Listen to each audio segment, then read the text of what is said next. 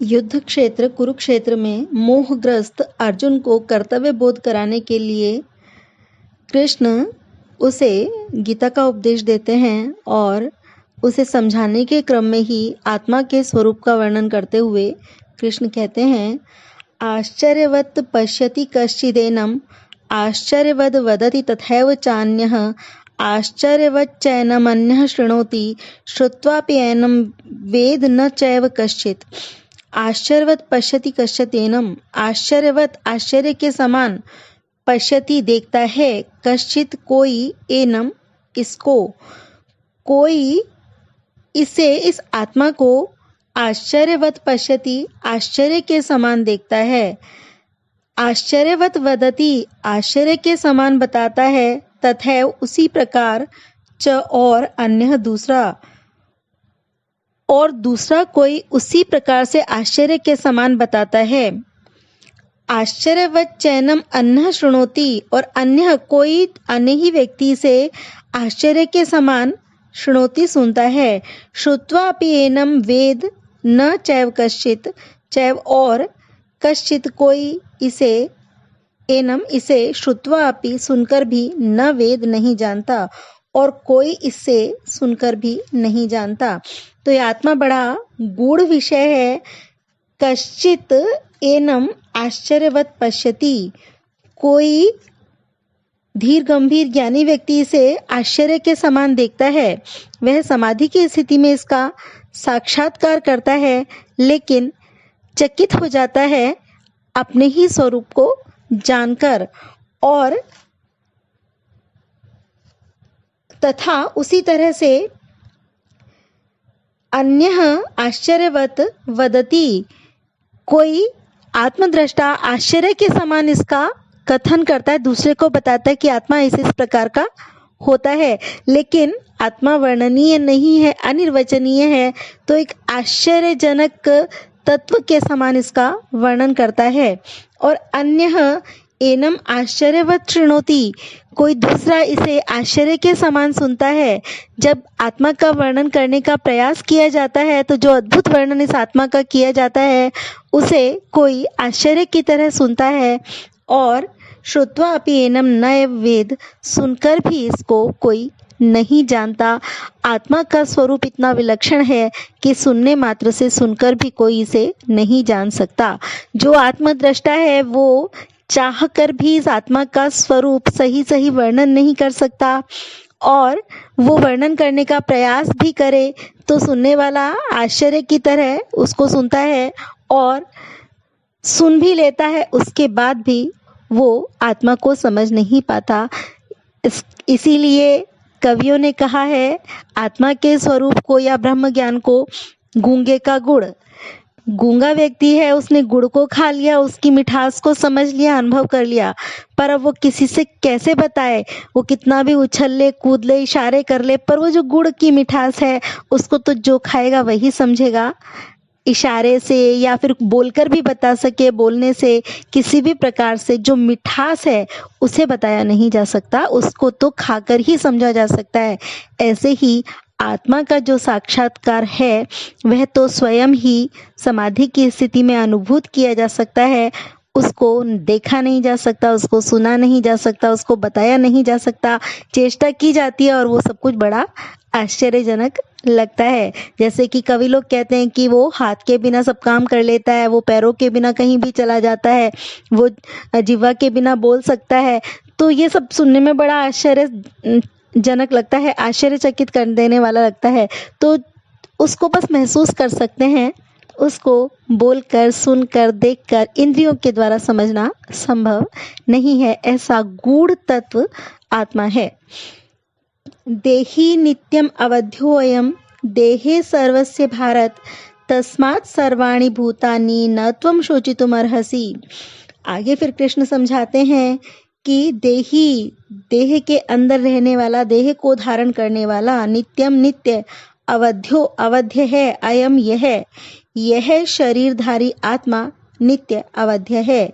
देह शरीर में, सर्वस्य सबके, भारत, हे भरतवंशी अर्जुन, हे भरतवंशी अर्जुन, अयम देही, यह देह में रहने वाला आत्मा सर्वस्य देहे नित्यम अवध्यम, सबके शरीर में नित्य अवध्य है, इसका कभी भी वध नहीं किया जा सकता।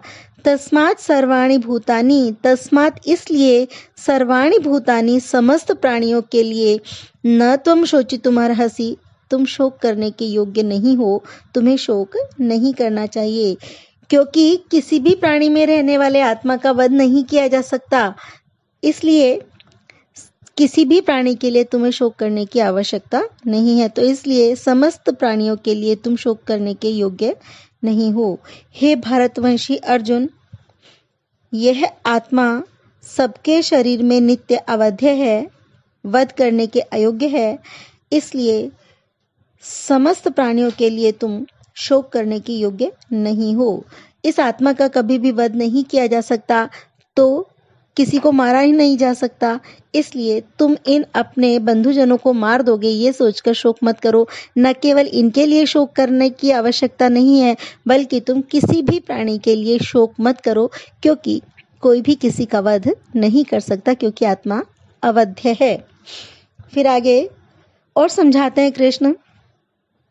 आत्मा के स्वरूप को बताने के बाद में वे उसको बताते हैं कि तुम एक क्षत्रिय हो और क्षत्रिय का कर्तव्य है धर्म की रक्षा के लिए युद्ध करना।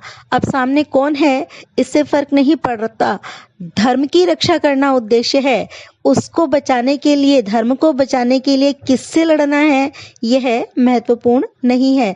सामने जो भी आए, जो भी अधर्म के पक्ष में है, जो भी धर्म का नाश करने के लिए तत्पर है, उससे युद्ध करना क्षत्रिय का कर्तव्य है। तो तुम एक क्षत्रिय हो और ऐसी स्थिति में स्वधर्मम अपि चावेक्ष्य न विकम्पितुम अर्हसि, धर्म्याद् हि युद्धाश्रयो अन्यत् क्षत्रियस्य न विद्यते। स्वधर्मम अपि, और अपने धर्मम, धर्म को, अपि भी, अपने धर्म को भी, च अवेक्ष्य देखकर, अवेक्ष्य देखकर, न विकम्पितुम कंपित होने के, कांपने के, विचलित होने के, न अर्हसि योग्य नहीं हो। और अपने धर्म को देखकर भी तुम विचलित होने के योग्य नहीं हो, तुम्हें कंपित नहीं होना चाहिए। धर्म्याद् ही क्योंकि धर्म्यात् धर्म संगत, युद्धात युद्ध से, श्रेयस्कर कल्याणकारी, अन्यथ दूसरा, क्षत्रिय से क्षत्रिय के लिए, न विद्यते नहीं विद्यमान है, कोई भी अन्य कर्म नहीं है। तो च और स्वधर्मम अवेक्ष्यापि, अपने धर्म को देखकर भी, विकम्पितुम न अर्हसि, तुम विचलित होने के योग्य नहीं हो।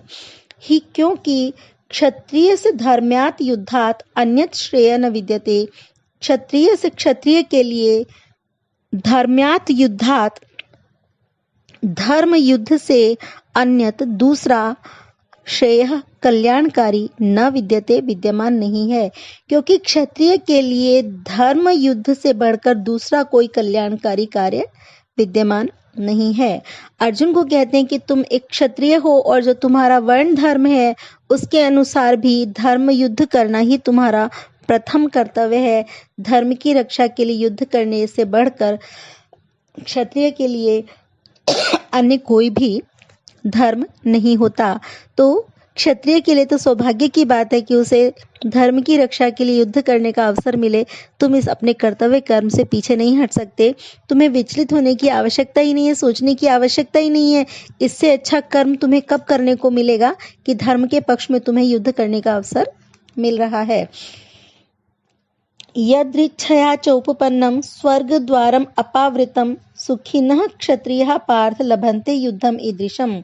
यदृच्छया, अपने आप ही बिना प्रयास के, उपपन्नम प्राप्त हुए, स्वर्ग द्वारम, स्वर्ग के द्वार को, अपावृतम खुले हुए, सुखिनः क्षत्रियः पार्थ, पार्थ हे अर्जुन, सुखिनः क्षत्रिय, सुखी क्षत्रिय, सौभाग्यशाली क्षत्रिय, लभन्ते प्राप्त करते हैं, युद्धम युद्ध को, ईदृशम इस प्रकार के।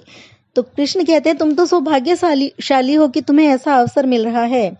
पार्थ हे पृथा के पुत्र अर्जुन, यदृच्छया उपपन्नम, अपने आप स्वयं बिना प्रयास के मिले हुए, अपावृतम खुले हुए, स्वर्ग द्वारम, स्वर्ग के द्वार के समान, ईदृशम युद्धम ऐसे युद्ध को, सुखिनः क्षत्रिया, सौभाग्यशाली क्षत्रिय ही लभन्ते, प्राप्त करते हैं। ऐसा मौका तो किसी किसी क्षत्रिय को मिलता है कि उसे धर्म की रक्षा के लिए युद्ध करने का अवसर मिले।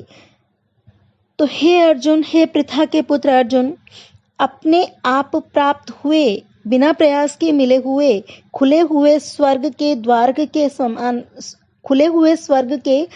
के समान ऐसे युद्ध को तो भाग्यशाली क्षत्रिय ही प्राप्त करते हैं। हर किसी के भाग्य में ऐसा अवसर नहीं होता। तो तुम तो सौभाग्यशाली हो, अपने भाग्य को सराहो कि तुम्हें इतना अच्छा अवसर मिला है, धर्म के पक्ष में युद्ध करने का अवसर मिला है। तो स्वर्ग का खुला हुआ द्वार है, इस युद्ध को करके तो तुम सीधे स्वर्ग में जाओगे। इसलिए तुम इस युद्ध को करने से पीछे मत हटो। और युद्ध करने से क्या लाभ है उसको समझाते हैं, और क्या हानि है वो भी समझाते हैं। लाभ तो उन्होंने बता ही दिया कि ये स्वर्ग का खुला हुआ द्वार है और बड़े सौभाग्यशाली को मिलता है। और अगर वो नहीं करेगा तो क्या होगा? अथ चेत त्वमिमं धर्मं संग्रामं न करिष्यसि ततः स्वधर्मं कीर्तिं च हित्वा पापम अवाप्स्यसि। अथ चेत, अथ और चेत यदि, और यदि तुम इमं धर्म्यम, इमं इस धर्म्यम धर्म के संग्रामम युद्ध को, धर्म युद्ध को न करिष्यसि नहीं करोगे, और यदि तुम इस धर्म युद्ध को नहीं करोगे, ततः तब स्वधर्मम अपने धर्म को, कीर्तिम च और कीर्ति को, हित्वा नष्ट करके, पापम अवाप्स्यसि पाप को प्राप्त करोगे। तो अपने धर्म को, अपने क्षत्रिय धर्म को और अपने यश को कि अर्जुन एक महारथी है, वीर क्षत्रिय है, अपने कर्तव्य का पालन करता है, इस यश को हित्वा छोड़कर, नष्ट करके, पापम अवाप्स्यसि पाप को प्राप्त करोगे, पाप के भागी बनोगे। अथ चेत और यदि त्वम इमं धर्म्यं संग्रामं न करिष्यसि, तुम इस धर्म युद्ध को नहीं करोगे, ततः स्वधर्मं च कीर्तिं हित्वा पापम अवाप्स्यसि, तब अपने धर्म को, अपने क्षत्रिय धर्म को और यश को, दोनों को खोकर पाप को प्राप्त करोगे। तुम्हारा बहुत अनिष्ट होगा, बहुत हानि हो जाएगी। न केवल तुम अपने धर्म को नष्ट कर लोगे, जो तुम्हारा क्षत्रिय के रूप में कर्तव्य है उसको नष्ट करोगे। अब तक तुमने जो यश अर्जित किया है धर्म की रक्षा करके, अपने क्षत्रिय धर्म का पालन करके, वो सारा भी नष्ट हो जाएगा यदि तुमने इस युद्ध से पलायन किया, इस युद्ध से तुम विरत हुए। इसलिए ये युद्ध तो तुमको करना ही है। अकीर्तिम चापि भूतानि कथयिष्यन्ति ते अव्ययाम संभावितस्य च कीर्ति मरणाद अतिरिच्यते। और अकीर्तिम चापि, च और अपि भी, और भी, अकीर्तिम अपयश को, भूतानि प्राणी, कथयिष्यन्ति कहेंगे, ते तुम्हारी, अव्ययाम जो व्यय नहीं होगी, क्षीण नहीं होगी, कभी समाप्त न होने वाली, और प्राणी तुम्हारी कभी समाप्त न होने वाली अकीर्ति को कहेंगे, तुम्हारे अपयश का कथन करेंगे। और इससे क्या होगा? संभावित से सम्मानित व्यक्ति के लिए च और अकीर्ति, अपयश, मरणाद अतिरिच्यते, मृत्यु से भी अतिरिच्यते बढ़कर कहा जाता है। और सम्मानित व्यक्ति के लिए अपयश मृत्यु से भी अधिक कष्टकर कहा जाता है, मृत्यु से भी बढ़कर कहा जाता है। और तुम यदि इस युद्ध को नहीं करोगे, इस युद्ध से विरत हो जाओगे, तो भूतानि ते अव्ययाम अकीर्तिमपि कथयिष्यन्ति, प्राणी तुम्हारी कभी समाप्त न होने वाली अकीर्ति का भी कथन करेंगे। और संभावित से अकीर्ति मरणात् अतिरिच्यते, सम्मानित व्यक्ति के लिए अपयश मृत्यु से भी अधिक कष्टकर होता है। सम्मानित व्यक्ति मरना पसंद करता है, पर ऐसा कोई कार्य करना नहीं जिससे कि उसका अपयश फैले। तो तुमने इतने परिश्रम से कीर्ति अर्जित की है, इतना लंबा समय हो गया तुम्हें कष्ट पाते पाते अपने यश की रक्षा के लिए, और आज एक जरा सी गलती से तुम अपने सारे यश को खो दोगे। और इतना ही नहीं, तुम्हारा ऐसा अपयश फैलेगा जो युगों तक चलता रहेगा। लोग आपस में बातें करते रहेंगे कि एक अर्जुन था जिसने धर्म युद्ध से पलायन किया, जिसने धर्म के पक्ष में युद्ध करने से मना कर दिया। इसलिए तुम्हें ये युद्ध करना चाहिए, अन्यथा इसके बहुत अधिक दुष्परिणाम होंगे।